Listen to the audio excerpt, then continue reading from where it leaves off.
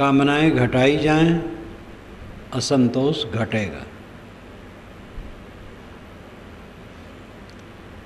साथ साथ ये विचार करना चाहिए कि सारी कामनाएं पूरी होने वाली नहीं, कुछ पूरी हो सकती। एक सात्विक कामना होती है और एक रजतम प्रधान कामना होती है। सात्विक कामना वह है जो आवश्यक है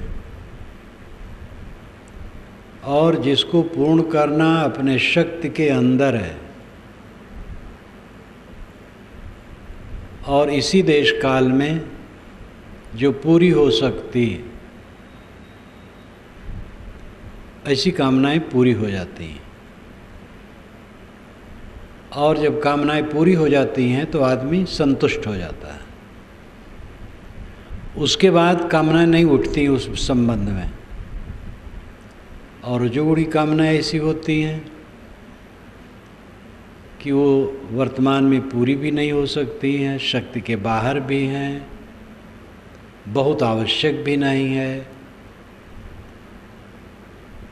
अब अगर कुछ पूरी हो जाए तो उसके बाद कई कामनाएं उठ खड़ी होती हैं।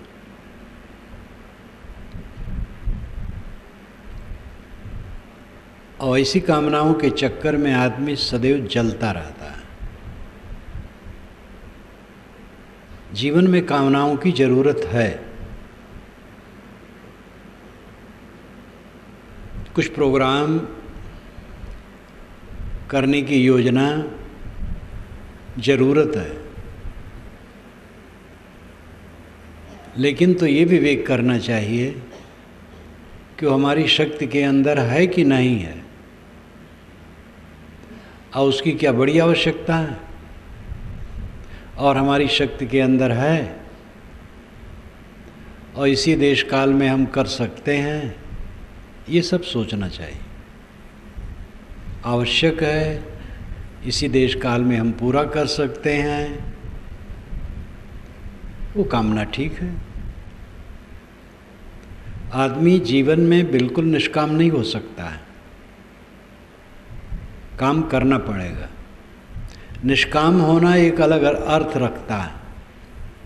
कामना करते हुए भी निष्काम हुआ जाता है। खाने की कामना है, निष्काम होकर। मकान की ज़रूरत है और पैसा है,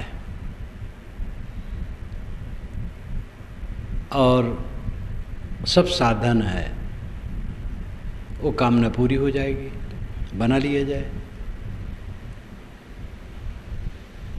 और ऐसी कामना, इतना लंबा चौड़ा मकान जिसके लिए अपने पास सामर्थ्य नहीं है, तो उसमें उलझन होगी।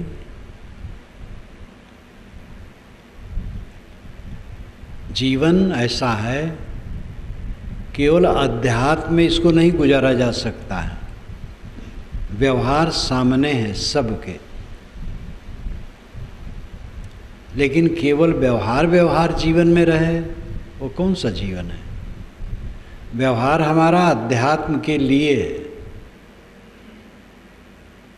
लेकिन व्यवहार है और अत्यंत उज्जवल है। मतलब चाँद सूरज की तरह साफ है, उसको ओझल नहीं किया जा सकता है, नज़रअंदाज नहीं किया जा सकता है। बस विवेक पूर्वक उसका प्रयोग होना चाहिए। आदमी आवश्यक वस्तुओं के अभाव में कम दुखी है, बेसमझी से और मन की लालसाएं बढ़ा करके दुखी है। कुछ लोग हैं, आज के ज़माने में भी कुछ लोग हैं कि जो आवश्यक वस्तुओं के अभाव से दुखी है। भारत काफ़ी उन्नत हुआ है, विदेश के लोग भी झुकने लगे हैं। अमेरिका और इंग्लैंड ये दोनों भारत के महत्व को आंकने लगे। यहाँ का विकास लोगों के नज़रों में चढ़ गया है। इतना होने पर भी यहाँ अभी बहुत से ऐसे लोग हैं जो सामान्य गुजर बसर की चीज़ों के अभाव से भी दुखी हैं, लेकिन बाकी लोग जिनके पास खाने पीने की चीज़ें हैं क्यों दुखी हैं? लेकिन वो बहुत दुखी हैं। ये दुख की दवाई क्या है? अच्छी समझ और प्रयोग।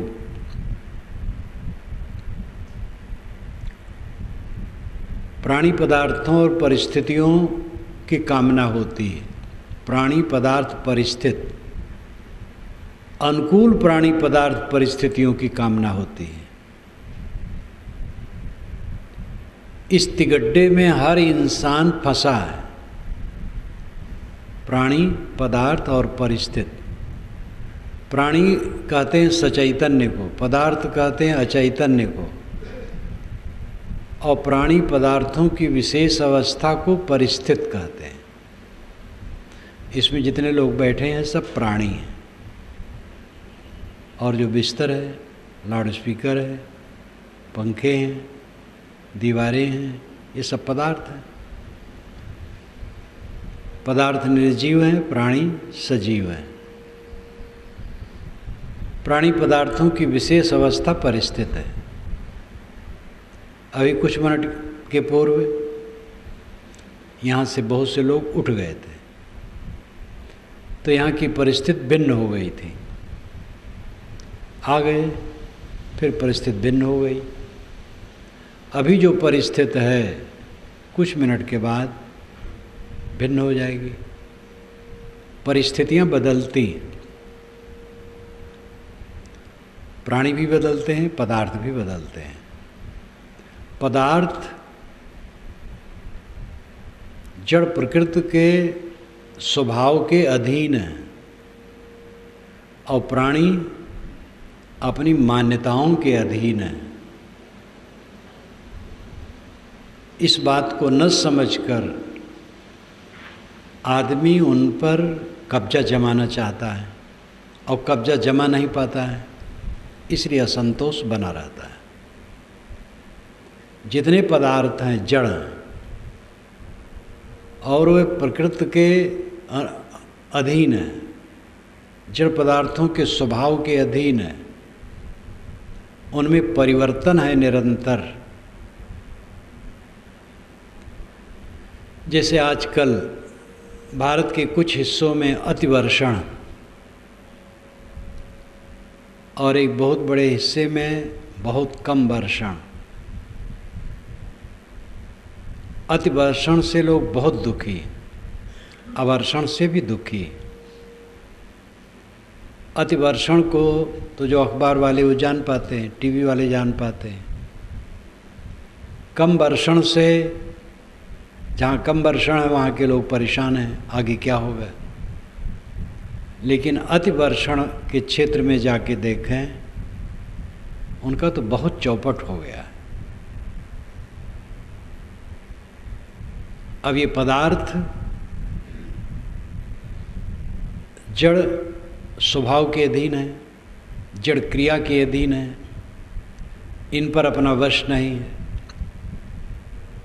प्रार्थना से इनमें कोई परिवर्तन होने वाला नहीं है। लेकिन आज के इस विज्ञान युग में भी पानी बरसाने के लिए लोग प्रार्थना करते हैं, हवन करते हैं, इबादत करते हैं, कई प्रकार की पूजाएं करते हैं। समझ नहीं। सूरत में बाढ़ आई, डैम का पानी खोला गया। कहते हैं 5 फीट पानी चढ़ा, 10, 15, 25 तक चढ़ा। तीसरा तल्ला भी डूबा। चाहे वहाँ कितना कोई प्रार्थना करता वरुण देवता की, कोई मतलब नहीं था। आग जब लगती है, अग्नि देवता की कोई उपासना करे, प्रार्थना करे, वंदना करे, कोई फल नहीं होगा। हवन करे, कोई फल नहीं होगा। हवा तेज चलती है और उससे नुकसान हो रहा है। कई बार फसलों के फूल हवा से झड़ जाते हैं, अधिक हवा से, तो अन्न के दाने नहीं पड़ते। हवा बहुत जोर से चल रही है, पवन देवता की प्रार्थना का कोई मतलब नहीं होगा, उसे कोई ज्ञान नहीं। हनुमान जी की प्रार्थना की जाए कि महाराज अपने पिता को जरा समझा दीजिए, पवन सुत हनुमान जी कहलाते हैं, उसमें भी कोई फल नहीं होगा।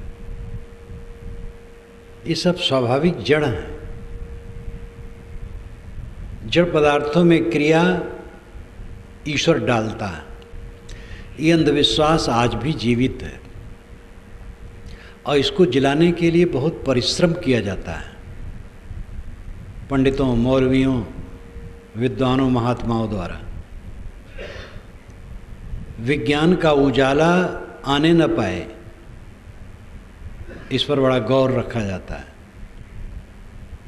क्योंकि अलौकिकता का जंजाल फैला करके ही मनुष्य को कमज़ोर बनाया जा सकता है। हमारे गुरुजी अलौकिक है, जो चाहे सो कर सकते हैं। अभी एक सज्जन आए थे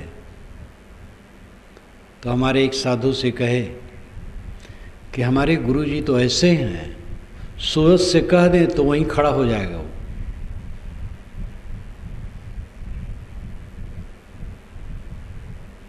मैं तो एक मक्खी को भी कहूँ तो नहीं खड़ी होगी।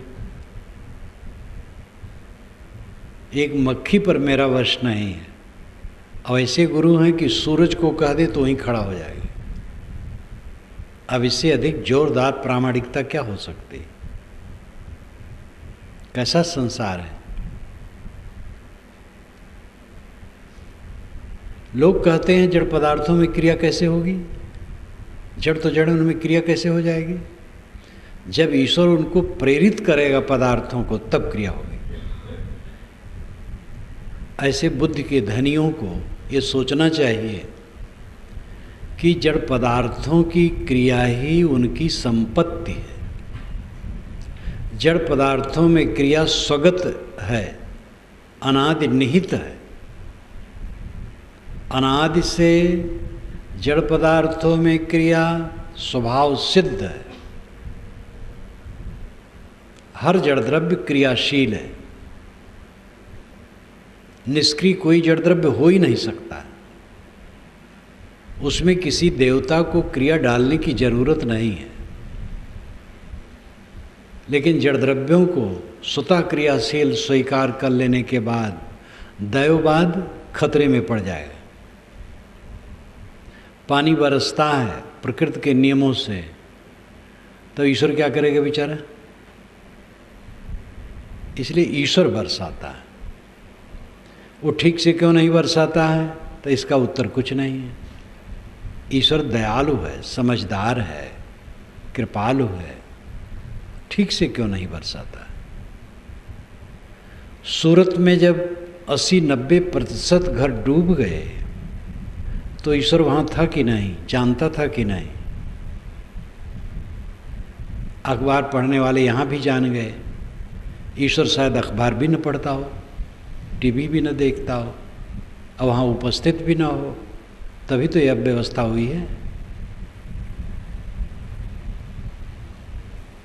आदमी इतना व्यामोहग्रस्त है कि सत्य का मोती लेना नहीं चाहता है।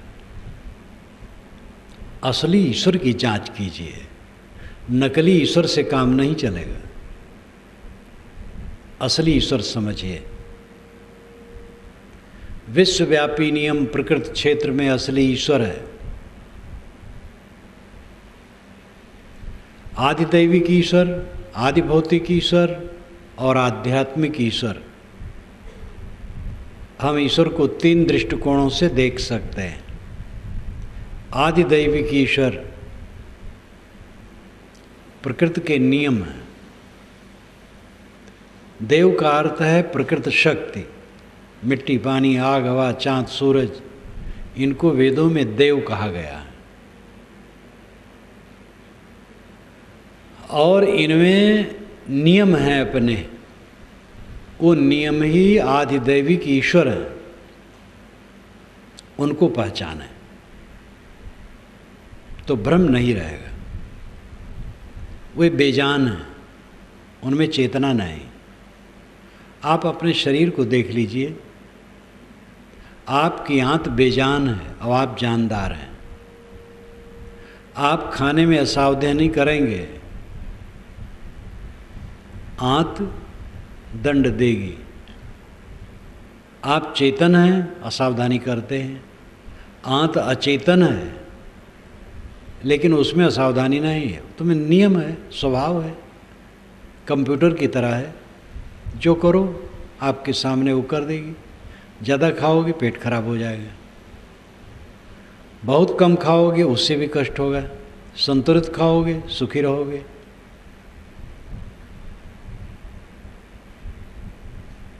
इस तथ्य को समझने की आवश्यकता है। प्रकृति के नियमों को समझें। प्रकृति के नियम आदिदैविक ईश्वर हैं और आदिभौतिक ईश्वर प्राणियों का समूह है। भूत नाम प्राणी, आदि कहते आधार को।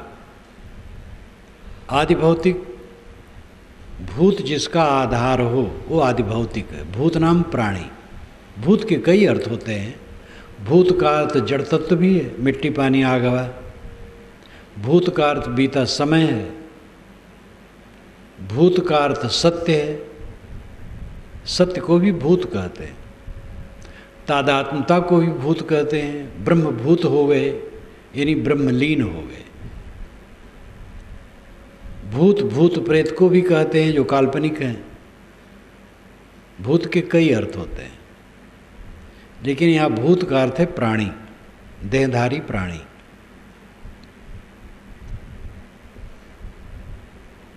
प्राणी जिसका आधार हो वो आदिभौतिक ईश्वर है। ये प्राणियों का समूह आदिभौतिक ईश्वर है। प्राणियों के समूह को ईश्वर समझें, किसी प्राणी को कष्ट न दे।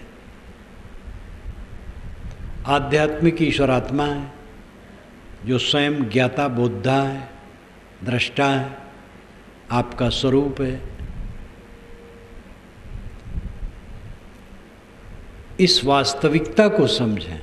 एक जादूगर ईश्वर कहीं बैठा है, प्रार्थना करो सब काम बना देगा, इस धोखे में मत बिताओ। ऐसे जादूगर ईश्वर के लिए बड़ी वकालत है और ऐसे ईश्वर को मानने वाले ही एक दूसरे को नास्तिक, काफिर, बेदीन, नापाक, नरकगामी, भवसागर में भटकने वाले हजारों हजारों वर्षों से कहते आ रहे हैं। अब ऐसा ईश्वर उन सबका समाधान नहीं कर पा रहा है आज तक कि तुम क्या बक रहे हो। तो ऐसे ईश्वर की कल्पना जिसमें इतनी हृदयहीनता आती है कि दूसरे को नास्तिक कहे बिना चैन नहीं है। हर कट्टर ईश्वरवादी दूसरे मत वाले को नास्तिक कहेगा, आस्तिक नहीं कह सकता है। लेकिन जो सत्य ईश्वर को समझता है वो किसी को नास्तिक नहीं कह सकता है। दुनिया में एक व्यक्ति भी नास्तिक नहीं है। नैतिकता को सब मानते हैं। तो जड़ पदार्थ अपने नियमों के अधीन है, उन पर आप अधिकार नहीं कर सकते। जैसे अभी आभूषण है, अब इसको लेकर के कोई रोए तो कोई फायदा नहीं। अपना काम कीजिए, बरस देगा काम हो जाएगा, नहीं भी बरसेगा तब भी हो जाएगा। अनेक सूखा, अनेक दाहा आया है और गया है, अब उसका ख्याल भी नहीं होता है। जिसमें अपना वश नहीं है उसको लेकर के पीड़ित होने से क्या होगा। जो करने योग्य है वो काम करो।